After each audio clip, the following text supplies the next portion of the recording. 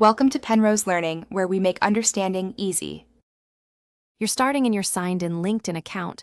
Open your profile now. Once there, scroll to the Experience section and find the entry listed as your current position. Make sure you're editing the right profile. Personal versus company-managed accounts differ. Tap the pencil icon next to that role to enter edit mode.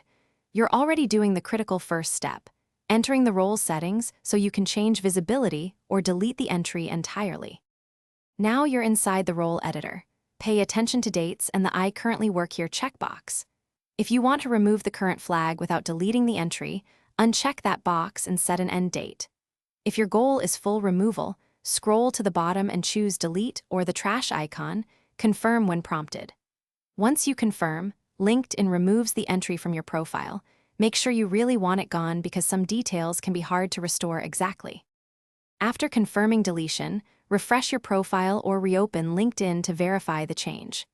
If you still see the position, clear your browser cache or log out and log back in. Mobile app users should force close the app and reopen. Make sure you edited the correct profile version. Company pages can mirror roles. If the role persists due to syncing or a bug, contact LinkedIn support and provide a screenshot. They can resolve backend sync issues that simple refreshes won't fix. Thanks for watching. If this was helpful, leave a like and consider subscribing. See you next time.